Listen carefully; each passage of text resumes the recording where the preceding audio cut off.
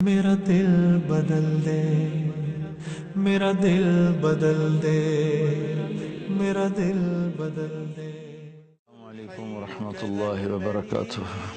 بسم اللہ الرحمن الرحیم، والصلاة والسلام علی رسولہ الکریم وعلی آلہ وصحبہ اجمعین۔ میرے محترم بھائیو بہنوں، میرے ہم وطنوں، لیکن جو کل سانحہ ہوا ہے اور ایک صدمہ پوری قوم کو پہنچا ہے، اس پر ہر آنکھ اشک بار ہے، ہر دل زخمی بھی ہے، غم زدہ بھی ہے۔ یہ ہمارا اجتماعی صدمہ ہے۔ جن گھروں کے بچے اللہ کے پاس پہنچے، ہم ان سب کے لیے دعا گو ہیں، ان کے دکھ میں، ان کے درد میں شریک ہیں۔ ہم ان کا غم مٹا نہیں سکتے، دل پر لگے ہوئے زخم ہم بھر نہیں سکتے، وہ تو میرا اللہ ہی اس کا صلہ انہیں عطا فرمائے گا۔ جب اس طرح کسی کا بچہ وہ اٹھا لیا جاتا ہے اور اللہ تعالیٰ اسے موت دے دیتا ہے، تو پھر وہ اپنے فرشتوں سے پوچھتا ہے کہ میرا بندہ کیا کہہ رہا تھا، میری بندی کیا کہہ رہی تھی جب میں نے ان کے دل کے ٹکڑے کو اٹھا لیا، وہ کیا کہہ رہے تھے؟ تو فرشتے کہتے ہیں یا اللہ وہ کہہ رہے تھے کہ اللہ کا شکر ہے، ہم اللہ کی رضا پر راضی ہیں۔ ایسے الفاظ جو ہم بولتے ہیں ماشاءاللہ ہر مسلمان، ہر اہل ایمان بولتا ہے، تو اللہ تعالیٰ فرماتے ہیں کہ میرے بندے کے لیے ماں ہے یا باپ، جنت میں ایک گھر بنایا جائے، اس کا نام رکھا جائے بیت الحمد، شکر کا گھر۔ میں اپنے اللہ سے دعا کرتا ہوں جن جن ہمارے کلمہ گو بھائی بہنوں کے، ہمارے ہم وطنوں کے بچے شہادت کا درجہ پا کر اللہ کی بارگاہ میں پہنچے ہیں، اللہ ان سب والدین کے لیے جنت میں شکر کا محل بنائے۔ اور ایک حدیث میں آتا ہے کہ اہل ایمان کے بچے وہ ابراہیم علیہ السلام کے پاس جا کے جمع ہو جاتے ہیں۔ تمام چھوٹے بچے یا بچیاں جن کا انتقال ہوتا ہے، انہیں اللہ تعالیٰ ابراہیم علیہ السلام کے ساتھ جنت میں جمع فرما دیتے ہیں۔ ابراہیم علیہ السلام مجھے یقین ہے جنت الفردوس میں ہی ہیں۔ تو ہمارے بچے سب کے سب، وہ افریقہ میں اللہ کے پاس حاضر ہو یا پاکستان میں، وہ ابراہیم علیہ السلام کے ساتھ ہوتے ہیں اور ابراہیم علیہ السلام ان کے ساتھ رہتے ہیں۔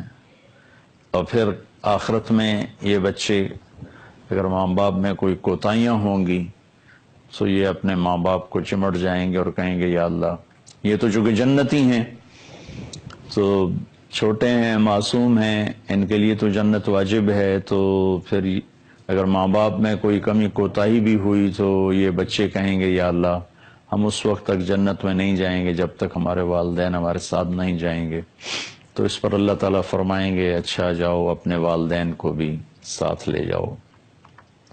وطن عزیز پر بہت عرصے سے آفات ہیں، اگر آپ غور فرمائیں، آسمانی آفات تابڑ توڑ ہیں، زمینی آفات تابڑ توڑ ہیں، کہیں زلزلے ہیں، کہیں طوفان ہیں، کہیں سیلاب ہیں، کہیں حادثات ہیں اتنے خوفناک، پوری بس کی بس جل جاتی ہے، اسکول وین پر ٹرین چڑھ جاتی ہے، معصوم ننھی کلیاں۔ میرے علاقے کا واقعہ میاں چنو کے قریب ٹرین چڑھ گئی، وہ پھاٹک کھلا ہوا تھا، عین وسط میں آ کر اسکول وین بند ہو گئی، دھند تھی اس دن، اور 3-4 سال پہلے کا واقعہ ہے، سارے معصوم بچے کچلے گئے۔ تو میں تو پہلے بھی عرض کرتا رہتا ہوں، اب بھی یہی کہوں گا، سال کا اختتام ہے، ہم سب اپنے اللہ کو راضی کرنے کے لیے کوشش کریں، ایک دوسرے سے عداوت چھوڑیں، نفرت چھوڑیں، دشمنیاں چھوڑیں، اللہ کی بارگاہ میں سارے جھکیں، معاف کریں، ہر قسم کی نفرتوں کو دبا دیں، اور کونوا عباد اللہ اخوانا، جو میرے نبی نے فرمایا تھا، لا تحاسدوا، حسد نہ کرو، لا تباغضوا، بغض نہ رکھو، لا تدابروا، منہ نہ پھیرو۔ قطع تعلق نہ کرو، وَكُونُوا عِبَادَ اللَّهِ إِخْوَانًا، اور تم اللہ کے بندے آپس میں بھائی بھائی بن جاؤ۔ میں تو سارے اپنے سننے والے چھوٹے بڑے سب سے اپیل کروں گا کہ ہم سب اللہ کی بارگاہ میں توبہ کریں، معافی مانگیں، کہ جہاں تک بات جا چکی ہے اللہ کے سوا کوئی نہیں جو اسے حل کر سکے۔ اس مجھدھار میں، طوفان میں پھنسی ہوئی کشتی کو نہیں لگتا کہ ملاح بھی کنارے تک پہنچا سکیں، وہ بھی ہمارے جیسے انسان ہیں۔ تو بھائیو بہنوں، ہم اوروں کو دیکھنا چھوڑ کر اپنے گریبان میں جھانکنا شروع کریں، اپنے عیب اپنی کمیاں دیکھیں اور اللہ کی بارگاہ میں توبہ استغفار کریں۔ مہدی ایک عباسی خلیفہ گزرا ہے، یہ اس کے زمانے میں بہت نیک خلیفہ تھا، یہ ہارون رشید کا والد ہے اور ابو جعفر منصور کا بیٹا ہے۔ یہ اس کے زمانے میں قحط آ گیا، بارش نہیں ہو رہی، اور آبپاشی کا نظام صرف بارش تھا، نہریں نہیں تھیں، چند کنویں تھے جس سے ساری سیرابی مشکل تھی۔ تو لوگ فاقوں مرنے لگے، کتے بلے لوگ کھانے لگے۔ تو ایک رات کو مہدی بہت غمگین لیٹا ہوا تھا، اس کا خادم اس کو دبا رہا تھا، اپنے خادم سے کہنے لگا میرا رعایا کے لیے دل بڑا اداس ہے، مجھے کوئی کہانی سناؤ۔ تو خادم نے کہا امیر المومنین، ایک لومڑی سفر پہ جا رہی تھی، اس نے اپنا بچہ شیر کے سپرد کیا کہ آپ جنگل کے بادشاہ ہیں، یہ میری امانت ہے آپ کے پاس، میں آؤں گی آپ سے لے لوں گی۔ شیر نے کہا ٹھیک، اور اسے اپنی کمر پہ بٹھا لیا، جدھر جاتا وہ بچہ اس کی کمر پہ ہوتا۔ ایک دن عقاب کی نظر پڑی، اس نے جھپٹا مارا، بچہ اٹھا کے لے گیا۔ شیر بیچارہ دیکھتا ہی رہ گیا۔ لومڑی جب واپس آئی تو اس نے شیر سے پوچھا بادشاہ سلامت میرا بیٹا؟